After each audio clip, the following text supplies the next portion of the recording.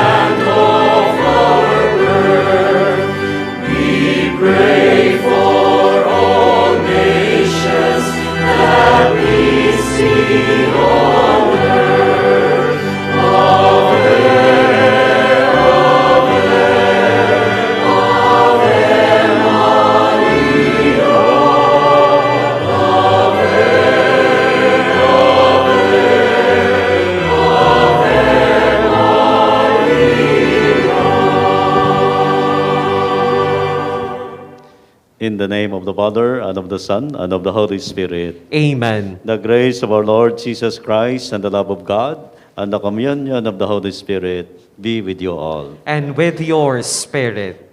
Welcome our listeners and Facebook Live viewers, and lahat kayo na sumusubaybay sa ating Radio Mass.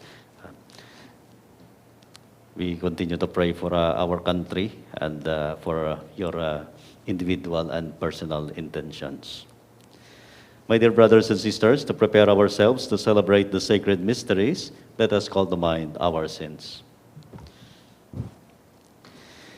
You were sent to heal the contrite of heart. Lord, have mercy. Lord, have mercy. You came to call sinners. Christ, have mercy. Christ, have mercy. You are seated at the right hand of the Father to intercede for us. Lord, have mercy. Lord, have mercy. May Almighty God have mercy on us, forgive us our sins, and bring us to everlasting life. Amen. Let us pray. Pardon the faults of your servants, we pray, O Lord, that we who cannot please you by our own deeds may be saved through the intercession of the Mother of your Son and our Lord, who lives and reigns with you in the unity of the Holy Spirit, one God, forever and ever. Amen. Let us listen to the word of the Lord.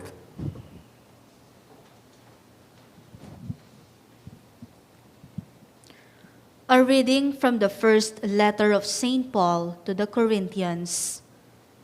Brothers and sisters, thus should one regard us as servants of Christ and stewards of the mysteries of God. Now it is of course required of stewards that they be found trustworthy. It does not concern me in the least that I be judged by you or any human tribunal. I do not even pass judgment on myself. I am not conscious of anything against me, but I do not thereby stand acquitted. The one who judges me is the Lord. Therefore, do not make any judgment before the appointed time until the Lord comes. For he will bring to light what is hidden in darkness and will manifest the motives of our hearts, and then everyone will receive praise from God. The word of the Lord. Thanks be to God. The salvation of the just comes from the Lord. The salvation of the just comes from the Lord. Trust in the Lord and do good, that you may dwell in the land and be fed in security.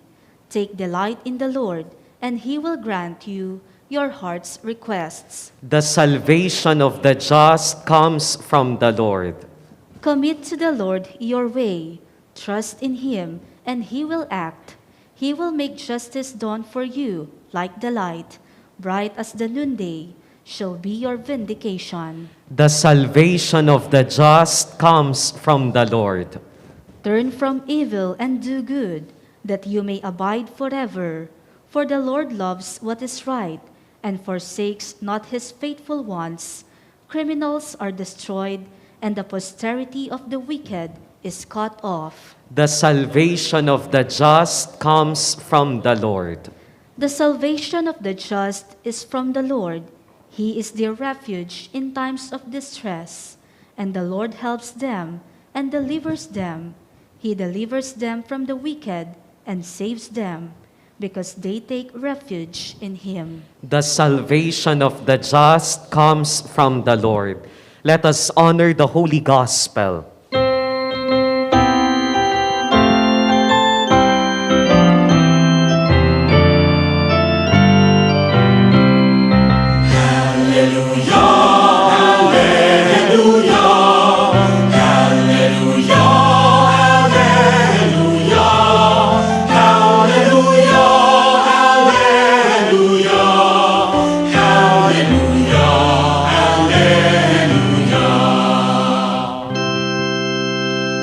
Your words, O Lord, give joy to my heart. Your teaching is light to my eyes.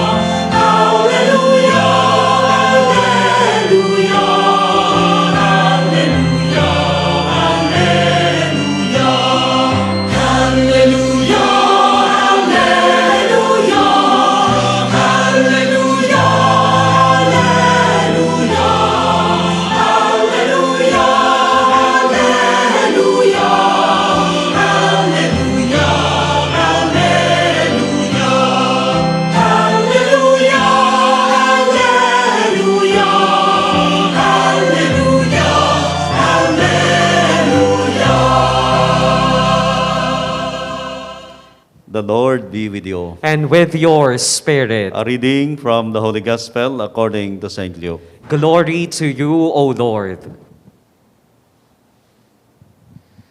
The scribes and Pharisees said to Jesus, "The disciple of John the Baptist fast often and offer prayers, and the disciples of the Pharisees do the same.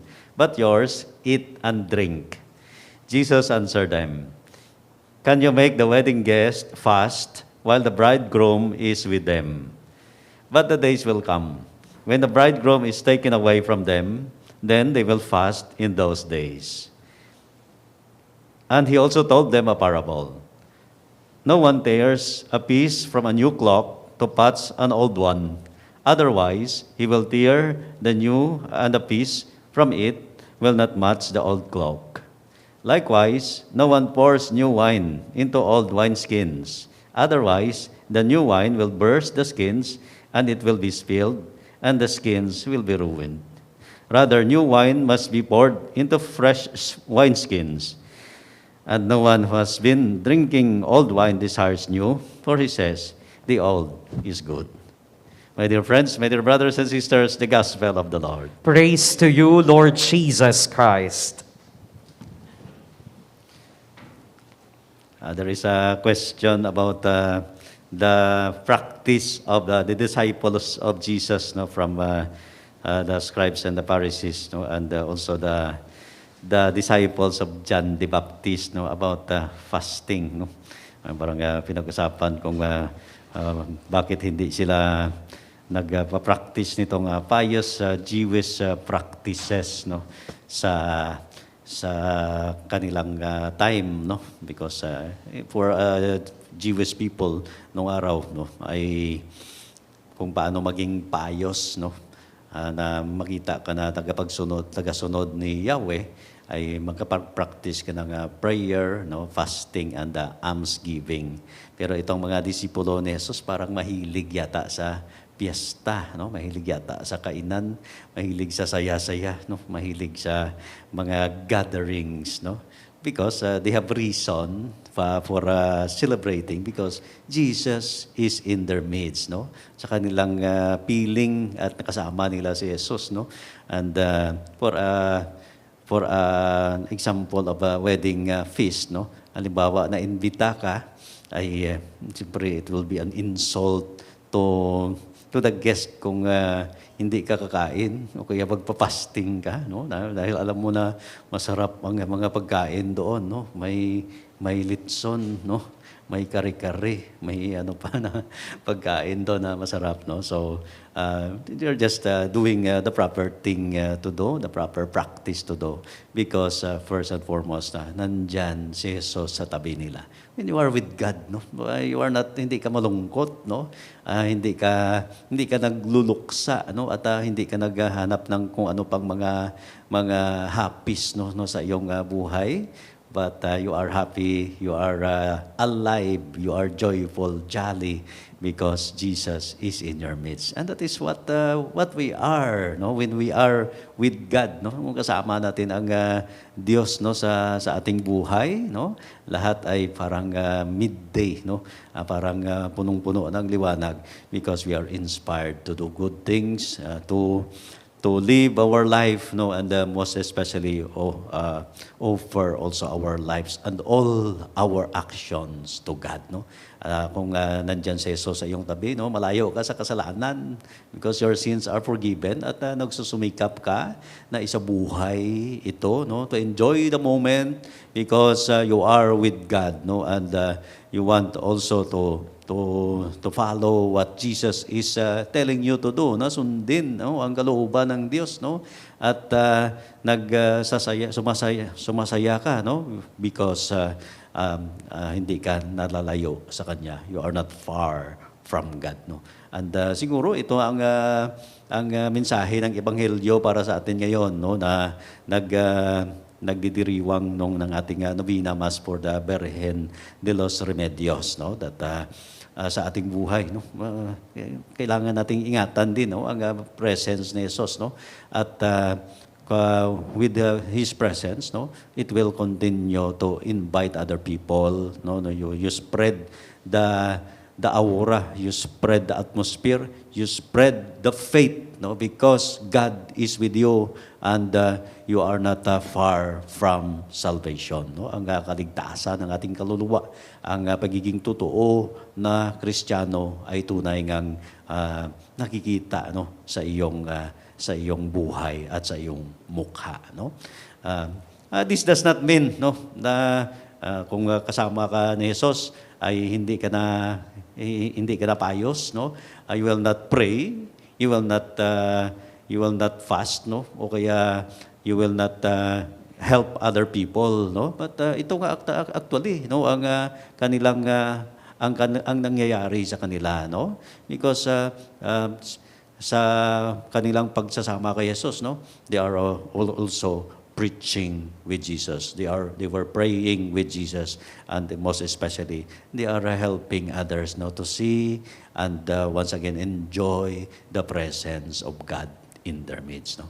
So ang pagkakaiba lang, no, nito na si Jesus, no, ang kasama nila at ginagawa nila ito para kay Jesus, no, at para sa for the advancement of the glory of God. No? This does not mean na yung dating kagawian ng mga Hudiyo na nakapagdala sa kanila ng kabanalan at buhay ng Diyos, no, ay kinakancel ni Jesus. But dinagdagan na lang nito ng presensya ni Jesus, no? Being a Christian, Jesus is in our midst, no? And we continue to do so because we know Jesus is with us, no?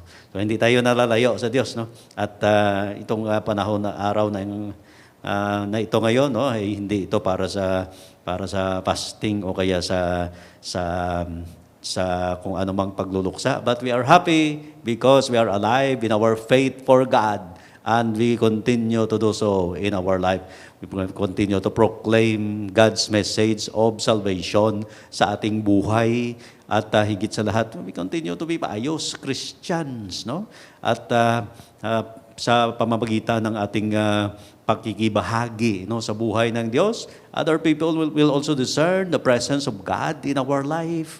At makikita nila na ikaw ay puno ng kabanalan at holiness, no? And ang mukha ng Diyos ang iyong ang nakikita nila sa iyo because we are with God, no? So paano natin isa sa buhay ito, no, ang mensahe ni Jesus sa ating ebanghelyo ngayon, no? How can we remain, how can the presence of God be prolonged in our life? Of course, una dyan ay nalalayo tayo sa kasalanan, but we continue also in our prayer, no, sa ating pagdadasal.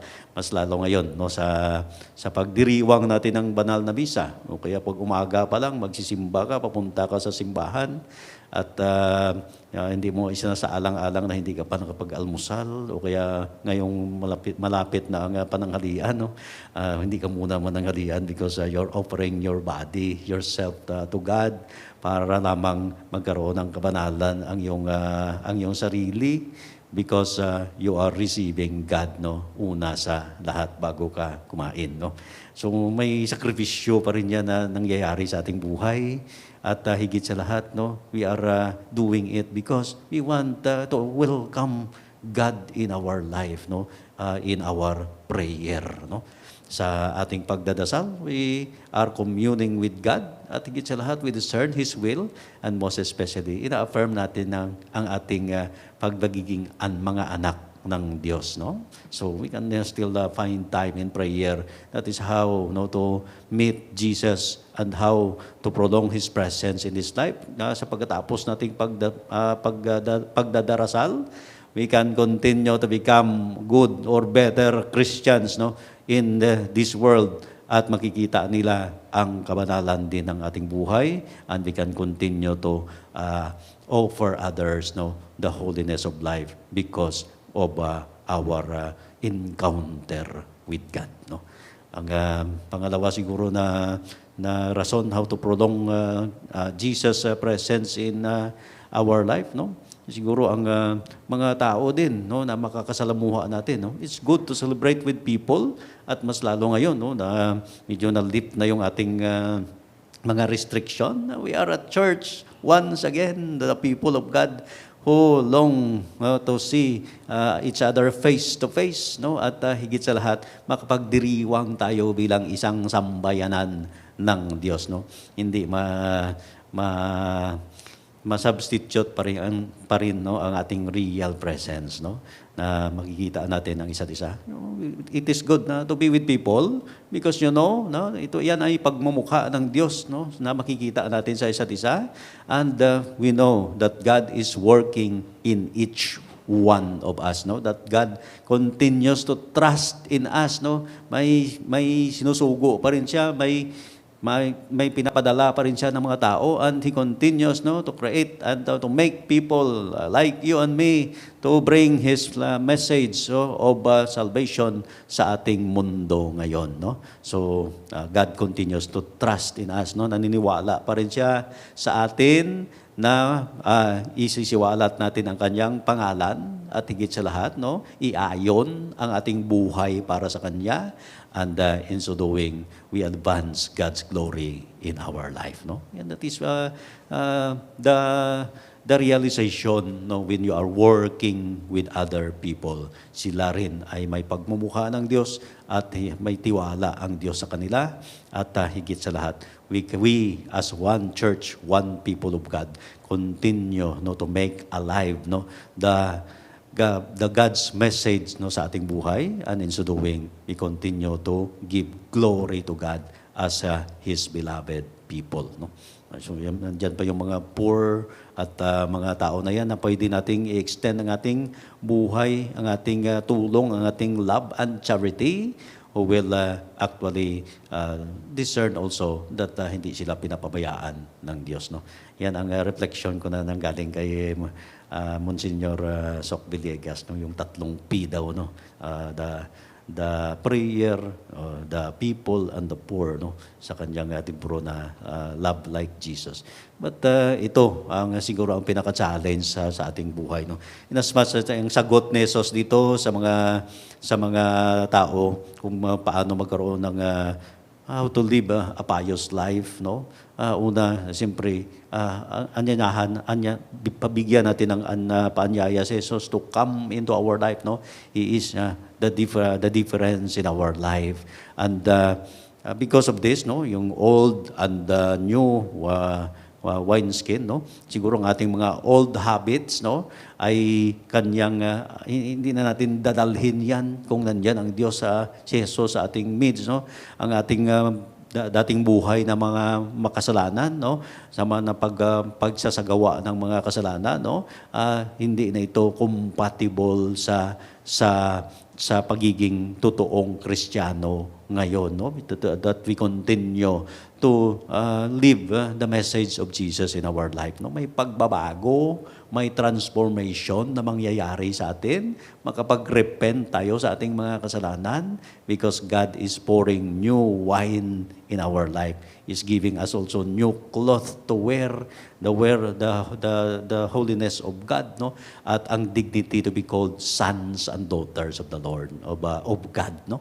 And so because of this, naiiwan natin ang ating dating kagawian, and we continue to proclaim the message of salvation of God in our life, no. That is how, no, to celebrate our life at kung paano tayo palaging magiging bago sa pananaw ng Diyos at may bago tayong gagawin palagi sa ating buhay because God touches our lives, no.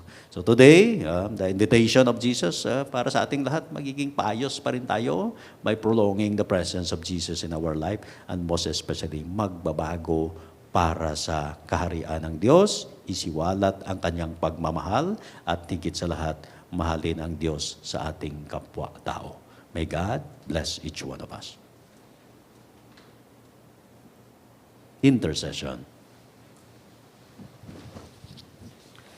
Brothers and sisters, let us pray to our Father through the powerful intercession of the Blessed Virgin Mary, who gave birth to the King of heaven and earth. Let our prayer be, we ask you, hear us. We ask you, hear us. For the Church, that she may practice the humility of Mary, her mother and model, let us pray to the Lord. We ask you, hear us. For the leaders of nations, that the Queen of Peace may help them secure for their people harmony and prosperity, let us pray to the Lord. We ask you, hear us. For those who live in celibacy, that the purity of the Queen of Virgins may shine forth in their lives, let us pray to the Lord. We ask you, hear us. For all who believe in Christ, that the Queen of the Apostles may gather them in her maternal care, let us pray to the Lord. We ask you, hear us. For all who suffer, especially those who are affected by COVID-19, and for our sick brothers and sisters praying for complete healing, especially Ermina Nunag, Marie Emil de la Cruz, Arlene Gomez, Alicia Gomez, Budong Alonzo, and Bishop Jose Elmer Mangalinaw, that Mary, as the helper of the afflicted, may be for them a true mother. Let us pray to the Lord.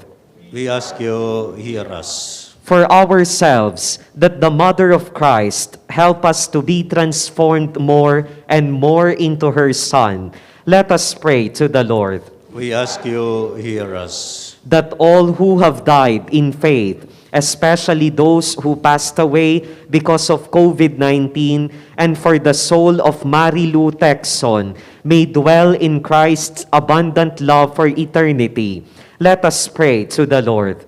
We ask you, hear us. May the Lord accept our intentions, especially for our safety against COVID-19, the intentions of all our radio listeners and Facebook Live viewers, the intentions being sent in the different programs of our radio, the thanksgiving and special intentions of the radio station of our Archdiocese, as we prepare for the 7th anniversary of the radio, for the thanksgiving of the following: Peter and Liz Gomez, Joseph and Erich Gomez, Albert and Marie Cortez, Carlos, Tricia, Jade, and Alice Co, for the special intentions of Andre Garcia, and for the birthday intentions of Reverend Father Gian P. Sagum.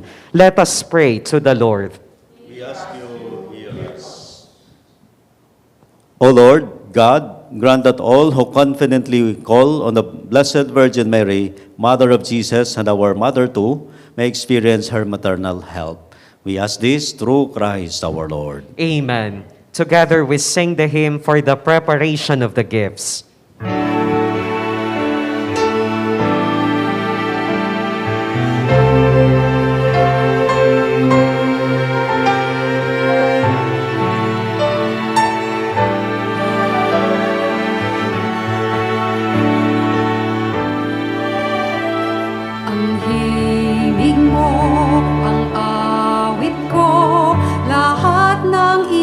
Nagmula sa iyo, muling ihahandog sa'yo, buong puso kong inaalay sa'yo.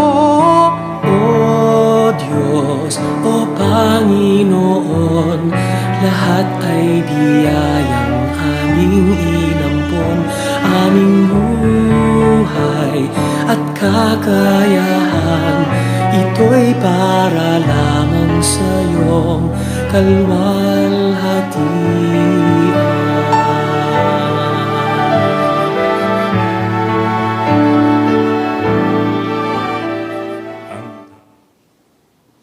The table of the Lord has been offered. Pray now, my dear brothers and sisters, that we and our sacrifice may be acceptable to God, the Almighty Father.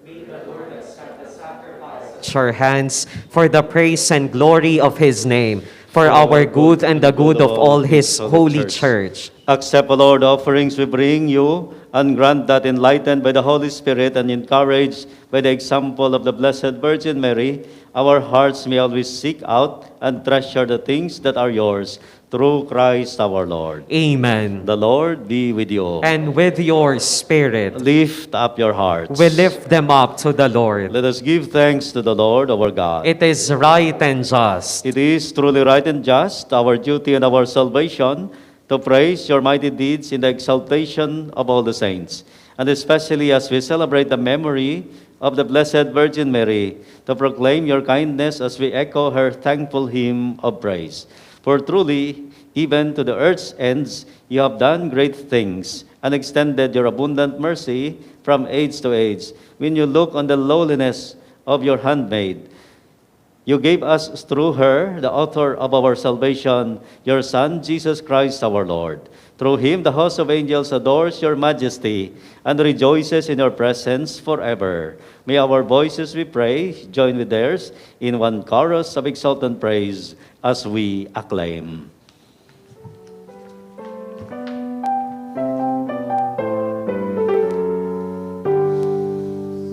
Santo, Santo, Santo, Diyos makapangyarihan, napupuno ang langit at lupa ng paluwalhatian mo.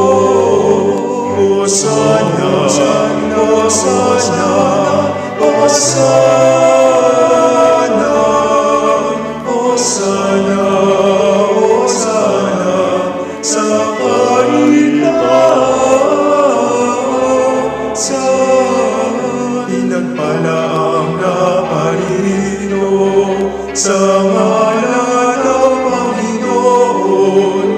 Hosanna, Hosanna, Hosanna, Hosanna, Hosanna, sa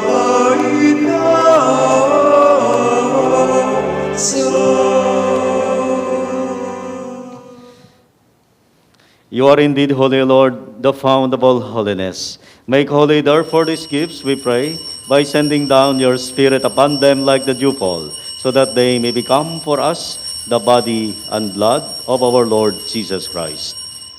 At the time he was betrayed and entered willingly into his passion, he took bread and giving thanks, broke it, and gave it to his disciples, saying, "Take this, all of you, and eat of it. For this is my body, which will be given up for you."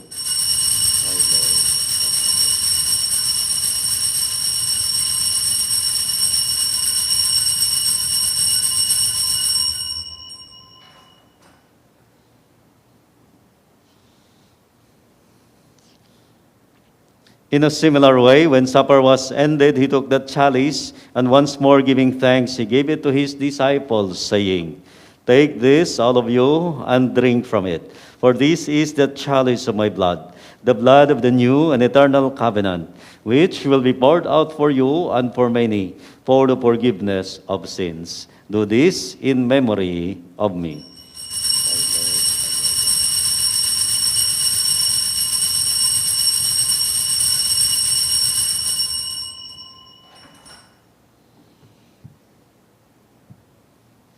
The mystery of faith.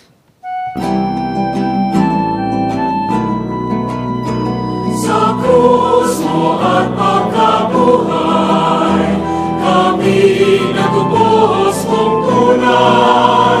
O Jesus, naming mahal, iligtas mo aming tanan. O Jesus, naming mahal, ngayon at magpapakailanman.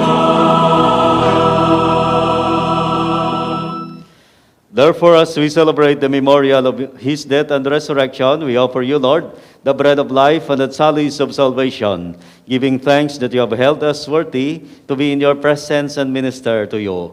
Humbly we pray that partaking of the body and blood of Christ, we may be gathered into one by the Holy Spirit. Remember, Lord, your church is spread throughout the world, and bring her to the fullness of charity, together with Francis, our Pope, and Florentino, our Bishop, Paciano, our Bishop Emeritus, and all the clergy. Remember also our brothers and sisters who have fallen asleep in the hope of the resurrection, and all who have died in your mercy. Welcome them into the light of your face. Have mercy on us all, we pray, that with the Blessed Virgin Mary, Mother of God, with Blessed Joseph, her spouse, with the blessed apostles, and all the saints who have pleased you throughout the ages, with Saint Ferdinand, Saint Gabriel, the Archangel, who have pleased you throughout the ages, we may merit to be co-heirs to eternal life, and may praise and glorify you through your Son, our Lord Jesus Christ. Through him, and with him, and in him, O God, Almighty Father, in the unity of the Holy Spirit, all glory and honor is yours forever and ever. Amen. At the Savior's command, and formed by divine teaching, we dare to say,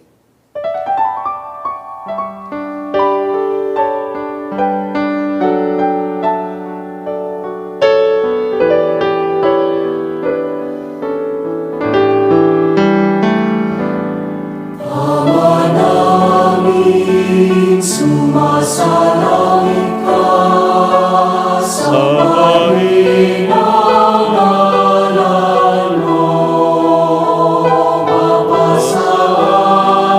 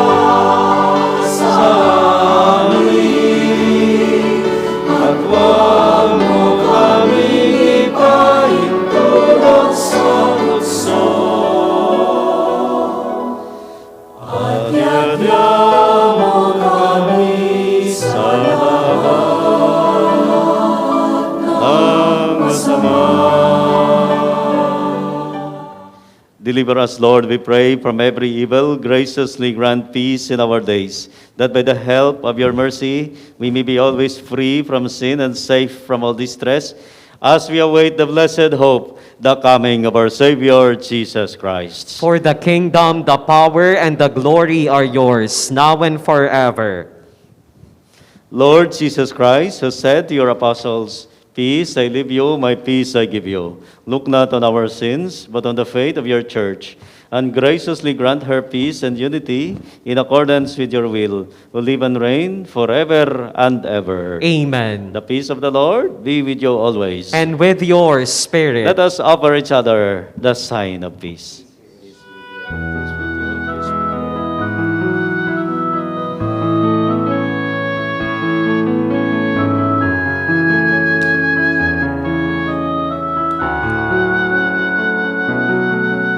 Cordero ng Diyos na nag-aalis ng mga kasalanan ng mundo, maawa ka sa amin. Cordero ng Diyos, maawa ka.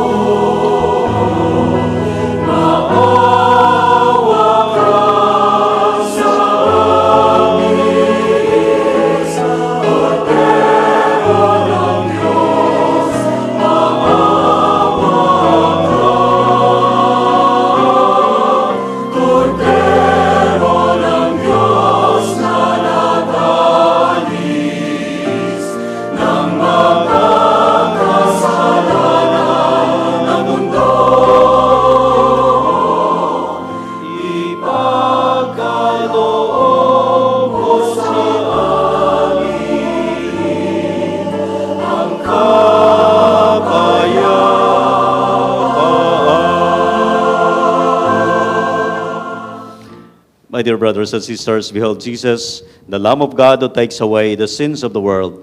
Blessed are those who are called to the banquet of the Lamb. Lord, I am not worthy that you should enter under my roof, but only say the word, and my soul shall be healed.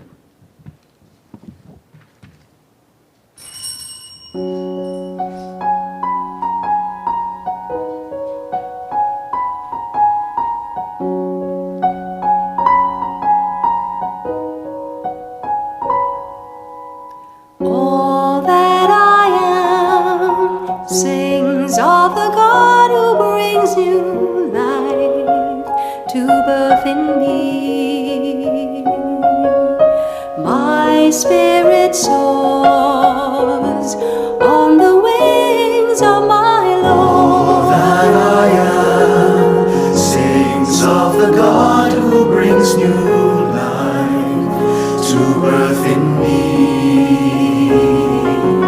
My spirit soars on the wings of my Lord. My soul gives glory to the Lord, rejoicing in my saving God. Who looks upon me and my state, and all the world will call me blessed. God works marvels in my sight, and holy, holy is God's name. That I am sings of the God who brings new life to birth in me.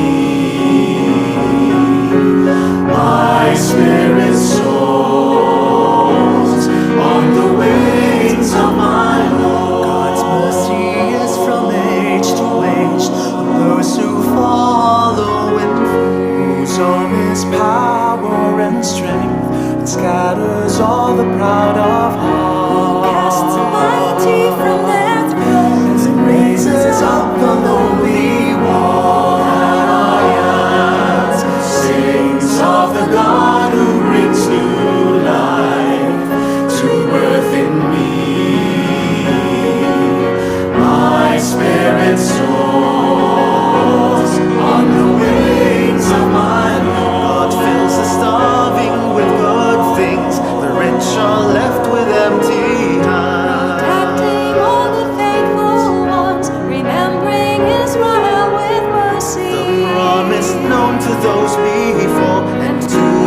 world and forever. Saints of the one who brings new life to earth in me. My spirit soars on the wings of my Lord.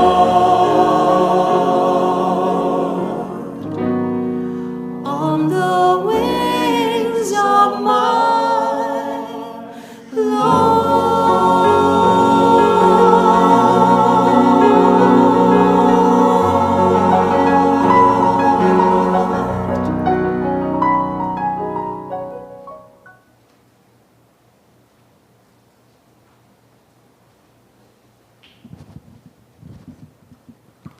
For our radio listeners and Facebook Live viewers who cannot physically receive the communion, we will join you in praying the act of spiritual communion.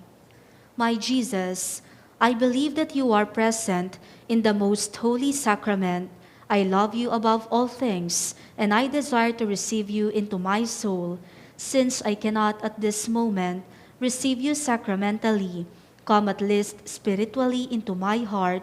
I embrace you as if you were already there and unite myself fully to you. Never permit me to be separated from you. Amen. Together, let us pray the prayer to the Virgen de los Remedios from the prayer of Pope Francis to Mary, Salus Populi Romani. O Mary, you shine continuously on our journey as a sign of salvation and hope. We entrust ourselves to you, health of the sick, who at the foot of the cross were united with Jesus' suffering and persevered in your faith. Virgen de los Remedios, you know our needs, and we know that you will provide, so that, as at Cana in Galilee, joy and celebration may return after this time of trial. Help us, Mother of Divine Love, to comfort ourselves to the will of the Father, and to do what Jesus tells us. For he took upon himself our suffering, and burdened himself with our sorrows, to bring us through the cross to the joy of the resurrection. Amen.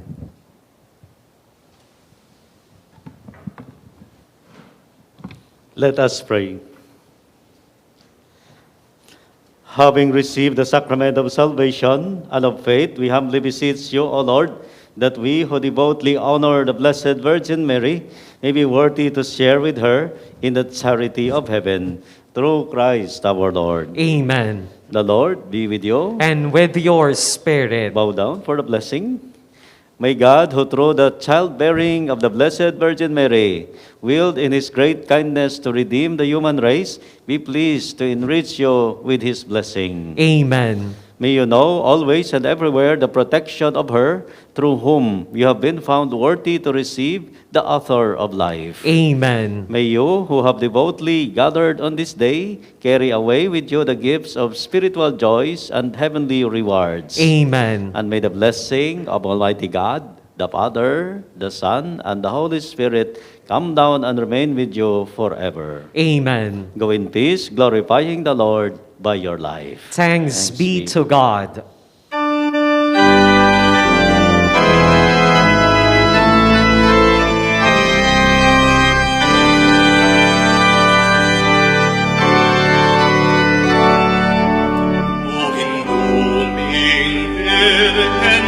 Keng patulungan, ikang minyetuta, ampong kapayapan, ingin duming balen, kekeng lalawigan, uling kalimbun mo, aring sablang dalang.